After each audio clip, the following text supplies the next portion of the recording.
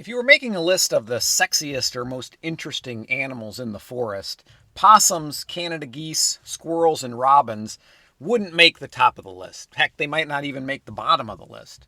Three of the four are such a common sight that unless we get lucky enough to have a nest nearby so we get to see babies, or they're causing us a problem, we don't give them a second thought.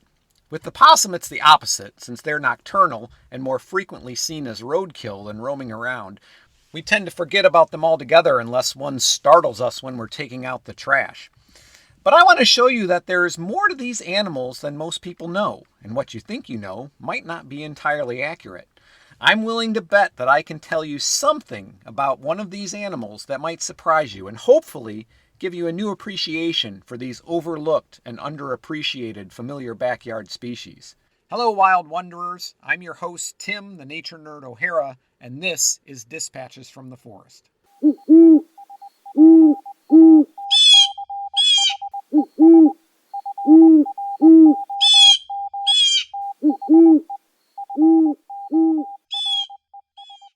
Even if you're a nature lover, and if you're listening to this podcast, I'm kind of assuming that you are, you probably haven't done much research on possums, geese, squirrels, or robins. And that's not a criticism, it's just that these species are so common, we tend to think we already know everything worth knowing about them. Things like possums play dead, geese fly south for the winter and north for the summer in great big V's.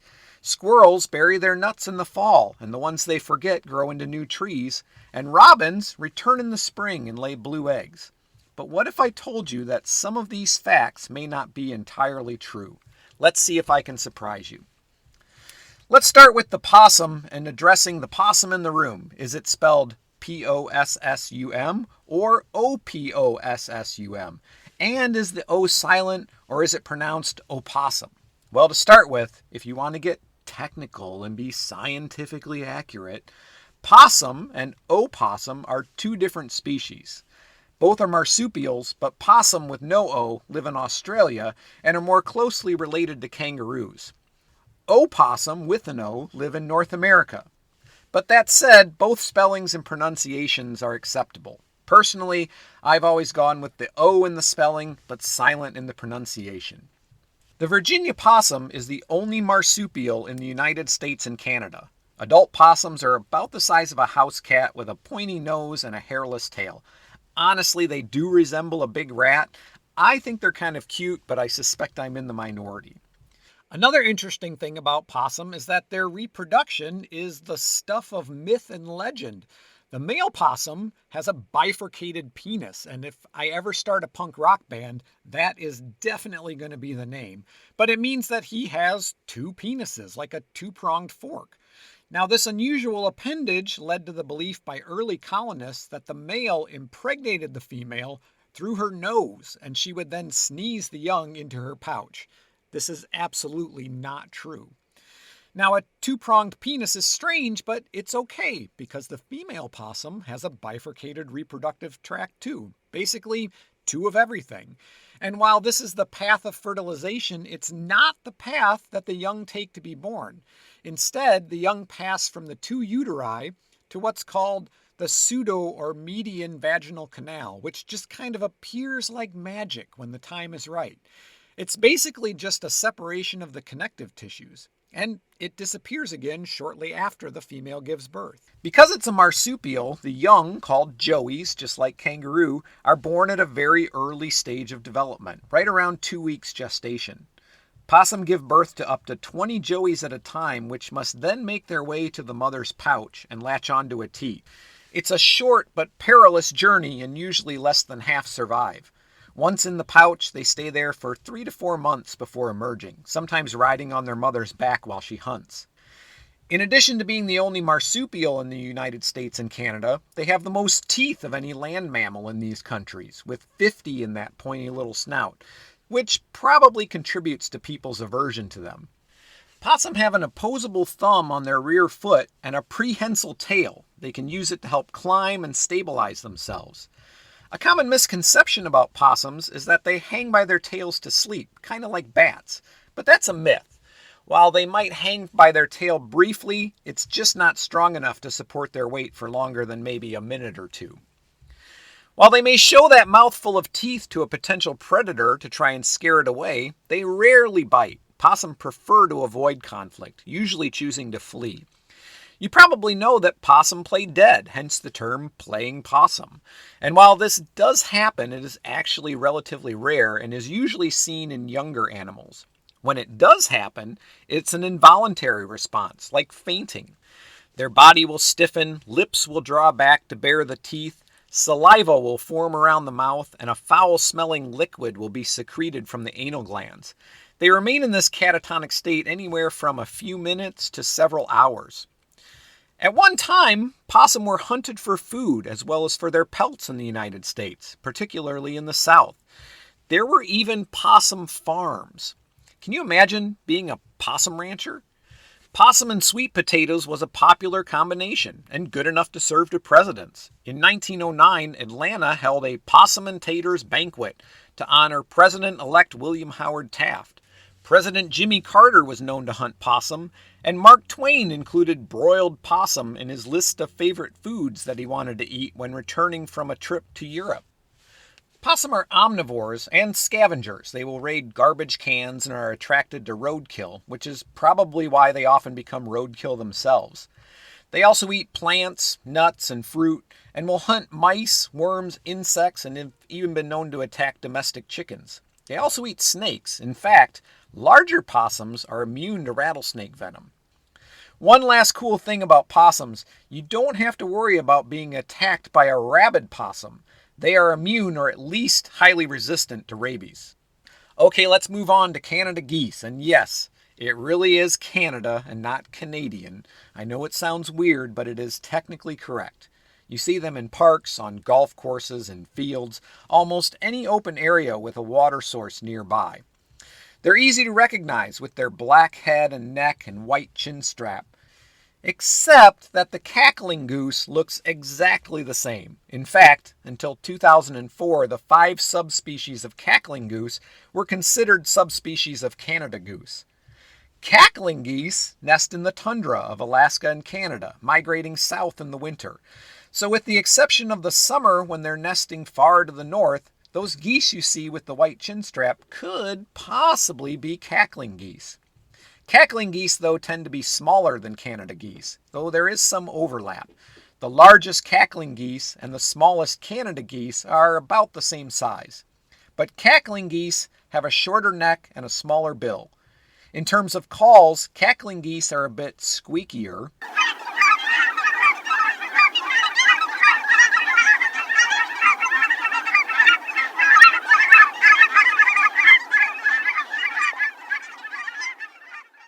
Compared to the Canada goose's distinctive honk.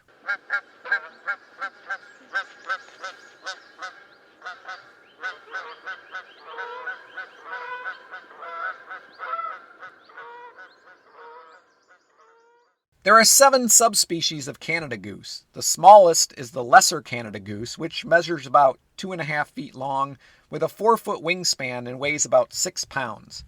The largest is the giant Canada goose, which can get up to 3.5 feet long, has a wingspan of over 6 feet, and weighs up to 14 pounds.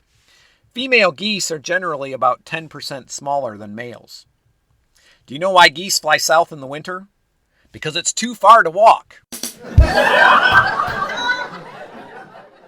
Now, you know that geese fly in a V shape, but do you know why one side is longer than the other? Because there's more geese on that side. Okay, seriously though, geese are well known for flying in a V shape during migration. Other migratory birds like ducks, swans, and pelicans also employ this tactic, and they do for 2 reasons. The first is conservation of energy. The lead bird at the pointy end of the V is doing most of the work. The rest of the birds fly slightly above the bird in front of them, taking advantage of the reduced wind resistance. They're drafting like NASCAR drivers or cyclists. They will even synchronize their wing beats to maximize efficiency. Birds in the V use 20 to 30% less energy and can go 71% farther than a lone bird. Dumb jokes aside, one side of the V is usually longer because geese don't normally fly directly into the wind. So the downwind side of the formation is usually longer because that's where the wind resistance is at its least. When the lead bird gets tired, it drops back in the line and another bird takes its place. Geese average about 40 miles per hour and up to 70 if they get a strong tailwind, and flying in this formation lets them travel about 1,500 miles per day when the weather conditions are right. The second reason geese fly in a V shape is that it lets them keep track of all the birds in the flock.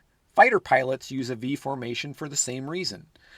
Interesting fact about geese, if an individual goose is sick or injured and drops out of the formation, 2 other geese will go with it. They'll stay with that sick goose until it can fly again or until it dies. But another interesting thing about geese, while they can fly 1,500 miles per day when migrating, not all species of Canada geese are long-distance migrants. Some subspecies, like the giant Canada goose, spend all or most of their time in the lower 48 states, only migrating as far south as necessary to find food and open water. These are known as resident species. Believe it or not, in the early 1900s, these resident Canada geese had been almost eliminated from much of their range by unregulated hunting, egg collection, and habitat destruction. In fact, in the 1930s, the giant Canada goose was thought to be extinct. But in the 1960s, a remnant population was discovered. Present-day populations are the result of reintroduction from captive flocks that had been kept for either food or for use as live decoys. Resident Canada geese are grazers and prefer new growth grasses and sedges, but they sometimes grub for roots and tubers. They also make extensive use of waste cereal grains during the fall and winter, which is why you will see them in the stubble of harvested cornfields. Their adaptable feeding habits and ability to live near humans have let them exploit urban landscapes with ponds surrounded by manicured grass, like you would find in parks and golf courses, in addition to agricultural landscapes. In short, human-induced changes to the landscape have essentially provided resident Canada goose populations with ideal living conditions, plenty of food, good habitat, safety from hunting, and a reduced risk of predation. Geese mate for life. They have relatively low reproductive rates, but high survival rates of their chicks. In addition, they have a relatively long lifespan, averaging anywhere between 10 and 24 years. Long-distance migration is a dangerous and high-energy activity. In contrast, resident species nest at a younger age, have larger clutches, and the highest survival rates. Migrant geese generally nest in the tundra where the weather can have significant impact on nesting success. A late-season snowstorm can result in nest failure and leave no time to try again before the young would need to fly south. Resident species don't have these kind of time constraints. They have the luxury of being able to have a second clutch if the first nesting attempt is unsuccessful. That's why control efforts often involve oiling the eggs so they don't hatch. Remove the eggs and the geese just lay more. Oiling the eggs results in the geese attempting unsuccessfully to incubate them until it's too late to lay more. It sounds mean, but in some places, these resident species have been so successful that they've actually become pests. Now let's get squirrely, or go nuts. Anyways, let's talk about squirrels. You know them, you love them, unless that is they've moved into your attic or start digging in your garden. Then maybe not so much. Are you ready? Yeah. Okay. Gray squirrel, shake your bushy tail. Gray squirrel, shake your bushy tail. Take a peanut in your hand and shove it up your nose. Gray squirrel, shake your bushy tail. Thank you. There are 2 species of squirrel you're likely to see in Omaha and Fontenelle Forest. Fox squirrels, those are the big reddish-brown ones, and the smaller gray squirrel, which are, well, gray. Fox squirrels like open stands of trees with little understory vegetation. They're not generally found in forests with dense undergrowth.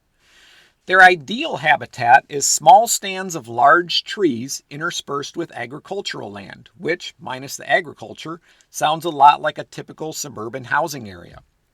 Fox squirrels also commonly occupy the edges of forested areas. Gray squirrels, on the other hand, prefer a mature, dense hardwood forest, but can also be found in open habitats as long as there are trees available. You've also probably noticed black-colored squirrels and wondered what kind of squirrels those are. The answer is that they are also either fox squirrels or gray squirrels. Both species can be black in color. The color is just genetic.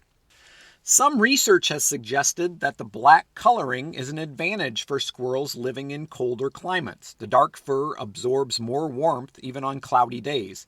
And this seems to make sense since black morphs of gray squirrels are the majority of the population in the northern Great Lakes region and northward into Ontario, Canada. Studies have shown that black-colored gray squirrels lose less heat and have a lower metabolic rate in colder temperatures. However, black fox squirrels are more likely to be found in the southeastern United States, the warmer part of their range. Another possibility is that the black color provides better camouflage in certain environments. Again, some historical research has suggested that the black morph of gray squirrels used to be much more common, but declined as European settlers thinned the forest. The dark fur would have been an advantage in the dense dark forest, the lighter gray more of an advantage in the thinner, lighter forest. Likewise, black squirrels are more common in the dense conifer forests of the north, conifers allowing less light to reach the forest floor even in the winter. However, this theory hits a snag when we remember that Ontario, where black squirrels comprise the majority of the population, is mostly open agricultural land without a lot of trees. In fox squirrels, it's been shown that the lighter color provides more camouflage when standing still, and the darker color is better concealment when the squirrel is in motion. In some places where there are large populations of black squirrels, it's just because they were intentionally introduced there.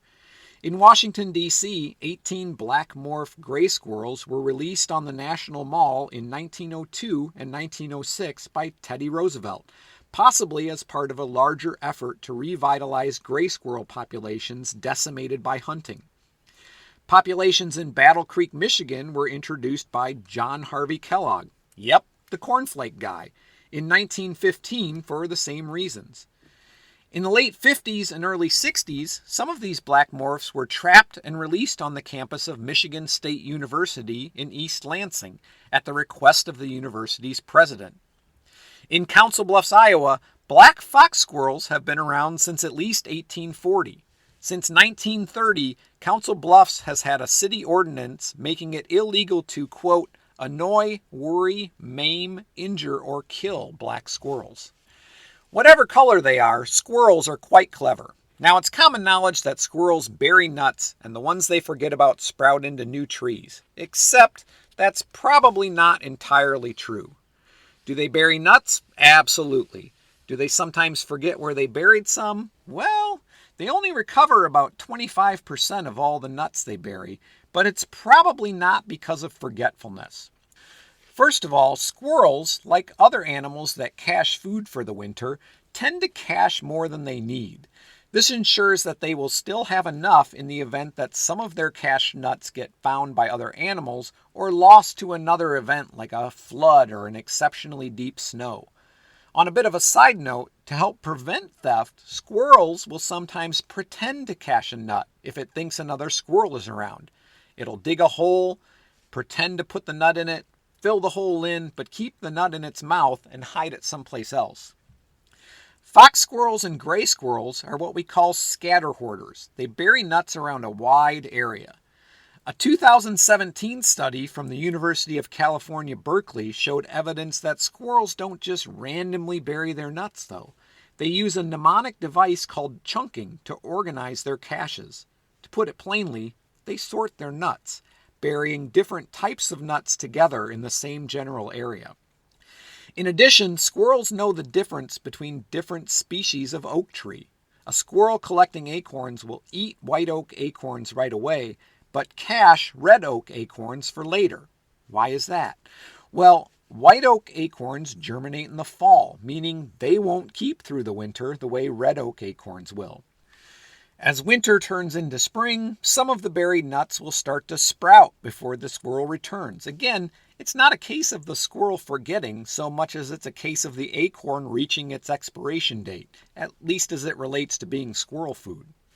Not only are squirrels clever, but they're quite acrobatic as well, which isn't too surprising for an animal that lives its life leaping through the tree branches. If you ever want to go down a YouTube hole, look up squirrel obstacle courses. It's pretty entertaining to watch these furry critters parkour their way to a treat. But one of the most interesting observations to come from these obstacle courses has to do with the way a squirrel lands when jumping or falling. Like cats, squirrels will usually land on their feet. In the event of an unexpected fall, a squirrel will pick its landing spot, lock in on it with its eyes, and rotate its body by tucking its limbs in when it wants to rotate and extending them when it wants to stop, like a figure skater does when doing a spin. And they take only 300 milliseconds to make the calculations necessary to land not only on their feet, but exactly where they want to. In addition, squirrels can usually survive a fall from pretty much any height. Being small and light, a falling squirrel experiences less pull from gravity. A falling squirrel will flatten its body, which, combined with their puffy tail, increases drag, meaning that their terminal velocity, or the maximum speed they will fall, is reduced. Upon landing, they use their legs like shock absorbers. Put this all together and it means that a squirrel hitting the ground at its terminal velocity is likely to be just fine. I once saw a squirrel fall from a height of about 30 feet to the street and immediately run back up the tree. Squirrels are such a common sight in backyards and in the city that it will probably surprise you to learn that by the mid-1800s, squirrels had pretty much been eradicated in most major cities. They actually had to be reintroduced into cities after parks were built and trees replanted. Another problem had to be overcome too: people. People had to learn to stop shooting the squirrels and start feeding the squirrels. Early attempts at reintroduction, and I'm talking about the 1840s here, failed because people killed the squirrels, fearing that they would disturb birds and lead to insect problems. In the 1870s, large parks were being built in cities like New York, Chicago, Washington, D.C., and Boston. Squirrels were reintroduced to add, quote, beauty and interest to the parks, to entertain people and remind them of nature. Feeding squirrels was also seen as a way to teach children to be kind. They began to thrive in the urban environment, a process known as synurbanization. And that, friends, is your trivia word of the day. Synanthropes are animals that live near and benefit from association with people. If you can lay that down the next time you're playing Scrabble, you're a guaranteed winner. Other synanthropes are possums, that we already talked about, pigeons, rats, and raccoons. But lest you get the idea that they're all cute and fuzzy, bedbugs, cockroaches, and lice are also synanthropes. Finally, I want to take a look at the American robin. Why? Well, frankly, because my wife asked me to, and thinking about the robin is what sent me down this path of looking for the remarkable aspects of common animals. And American robins are the very definition of common. They are the most abundant bird in North America, with around 370 million individuals. They're named after the European robin because of a passing resemblance, although the two species are not closely related at all. European robins are a member of the flycatcher family. American robins are members of the thrush family. So just to be clear, when I say robin, I'm referring to the American robin. And for the record, the poor robin has one of the worst scientific names, Turdus migratorius. Sorry, but I'm an adolescent at heart, and it makes me giggle a little every time because it sounds like migratory turd.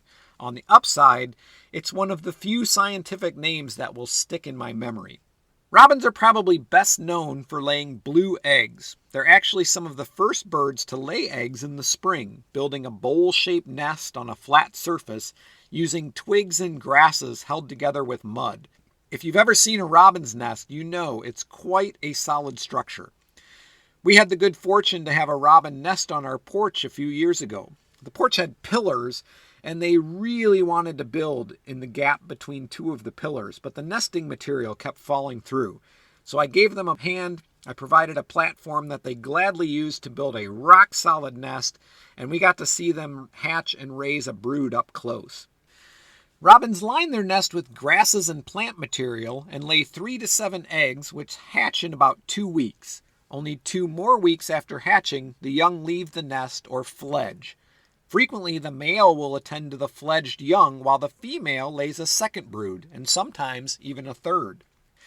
Male robins have a complex and almost continuous song. It's made up of discrete, often repeated units and combined into a string with brief pauses in between.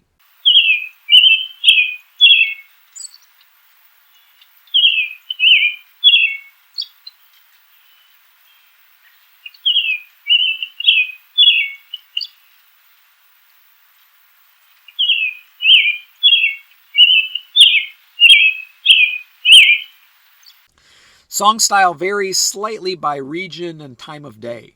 In the spring and summer, they're usually the first birds to start singing in the morning, sometimes starting hours before dawn, and some of the last birds to sing in the evening. Robins are also known to sing just before and just after storms, maybe because of the twilight nature of the light. Aside from blue eggs, robins are usually known for eating worms. They forage on the ground and find worms primarily by sight, usually in the early morning when the ground is wet with dew and the worms have come to the surface. There is some evidence to suggest that they can also hear the worms just under the surface and are able to locate them that way too. I guess the early bird really does get the worm. In addition to worms, robins will eat insects, seeds, fruits, and berries. And that brings us to the third thing robins are known for, returning in the spring. We get excited, don't we, when we see that first robin of spring? The long winter is finally over. They've become a symbol of spring, and it was thought that whoever saw the first robin of spring would have good luck. My wife grew up stamping robins. When she sees a robin on the ground, she licks her right thumb, presses it into the palm of her left hand, then stamps her left palm with the bottom of her right fist, like The Rock in Rock, Paper, Scissors. It's supposed to bring good luck. That's part of why she wanted me to do a podcast on robins. She wanted to know if stamping robins was a thing, or if her dad was, and I quote, just crazy. So I did a little research into this, and it is indeed a thing, much to my wife's relief. One source suggested that it may be a tradition that comes from the Pennsylvania Dutch, and this tracks. My wife is from Indiana, and her parents were both born and raised Amish. She has an aunt and a whole load of cousins that are still Amish. Good luck or not, that first robin of spring may not have traveled as far as you think. Most people, myself included until recently, if we even thought about it at all, assume that robins, like many other birds, migrate to some exotic tropical southern location for the winter. If we even really give it much of a thought, we almost imagine that while we're battling sub-zero temperatures and shoveling endless snow, they're soaking up the sun.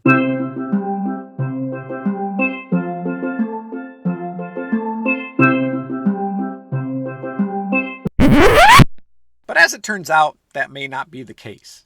As I mentioned, in winter, robins eat more seeds, fruits, and berries, which may still be available in their summer range. Some resources say that robins follow the 37-degree isotherm, the geographical line where the temperature stays above 37 degrees, both southward in the fall and back northward in the spring. And that may be true for some, but once I started paying attention, I began to see robins all winter long at Fontanelle Forest. And we know that winters in Omaha get a whole lot colder than 37 degrees. It turns out that robins form flocks in the winter, grouping together in a much smaller, more localized area, like, say, Fontanelle Forest, where they can find shelter and food, meaning that you're just less likely to see them. When we start to see robins in the spring, it may not be that they've returned from some long, arduous migration, but that the flock has broken up and they're starting to look for good nesting sites. Don't get me wrong, it's still a sign of spring and a reason to get excited.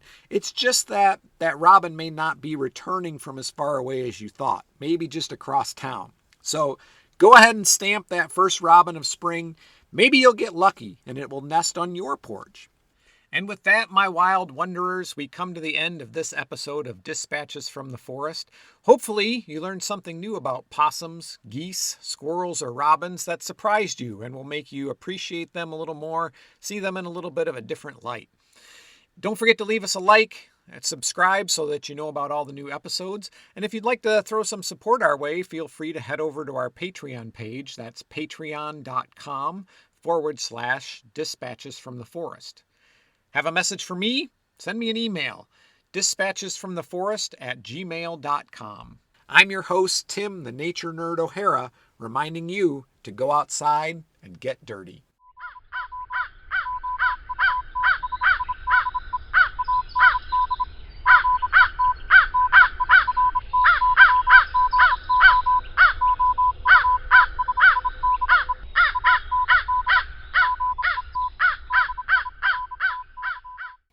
Gray squirrel, shake your bushy tail. Gray squirrel, shake your bushy tail. Put a nut between your toes, wrinkle up your little nose. Gray squirrel, shake your bushy tail. The Dispatches from the Forest podcast is a production of Dispatches from the Forest and may not be used or rebroadcast without express written permission.